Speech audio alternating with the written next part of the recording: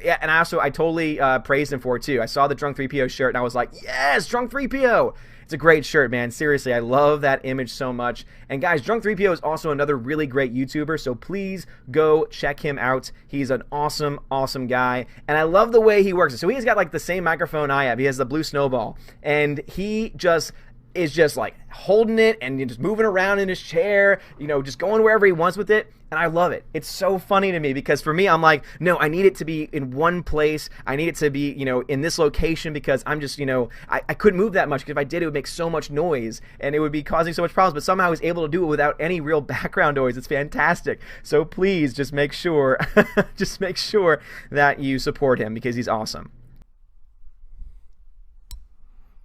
The guy knows his stuff. What can I say? And who am I to argue with him?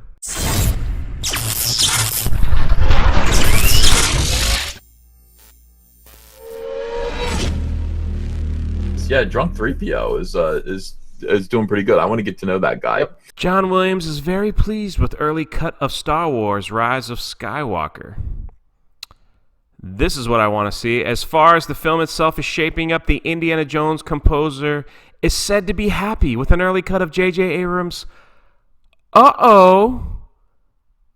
Course correction, The Rise of Skywalker. So is John Williams calling this movie a course correction? To be fair, John Williams is not exactly quoted in the word course correction, but it's kind of funny that this made the article. Maybe he's seeing something that we don't see. I mean, I guess he gets to see the movie before any of us as he composes the soundtrack. A course correction is basically getting a food from like a restaurant and it's not cooked the way you want and you send it back and then they come back prepared, hopefully that they didn't spit in it. A course correction is when you accidentally turn left when you should have turned right and you just make a quick U-ey and get yourself going in the right direction. This is a little bit more than that. We're basically on the Titanic after hitting the icebergs, tink, tink, tink, tink, tink, you know, and it's filling up with water and we're all just standing around like listening to the band while the ship is sinking. So it needs a little bit more than a course correction. It needs a full-fledged Navy SEAL interpretation, inspection, injection, whatever, high-sea rescue to come and save this thing from its eternal death to the bottom of the sea. Okay, that might have been a little bit harsh, and I don't really know what I was saying, but you know what I'm saying. This needs a little bit more than a course direction. In my personal opinion, the best thing they could do is at the beginning of the movie, Rey just wake up and go, man, I had a terrible dream.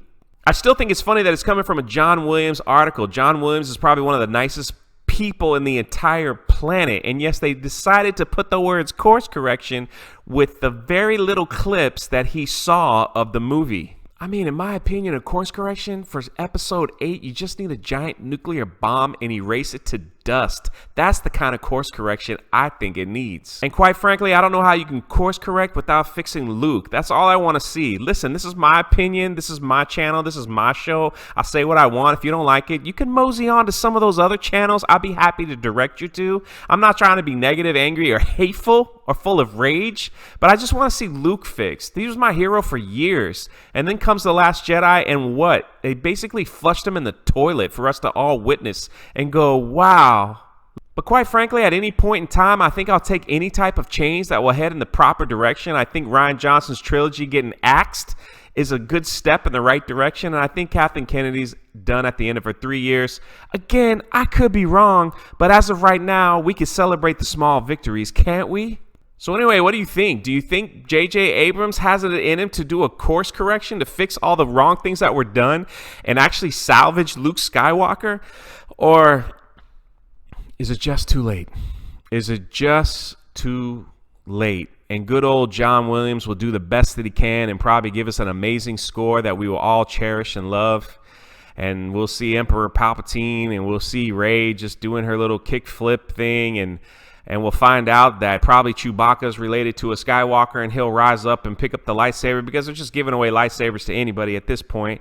And C-3PO is going to be his sidekick, so he's going to hand over the bowcasters to C-3PO and he's just going to go ham on the First Order, and that will be the end of the movie. And you know what? Whatever. And everybody gets in the Millennium Falcon and it crashes into the new Death Star because they really don't have to like bomb the Death Star anymore. They could just send it an X-Wing and hyperspace and hyperspeed and ludicrous speed through it, and that will be the end of Star Wars as we know it, and that's great. And then the good news is we get the Game of Thrones guys trilogy coming up.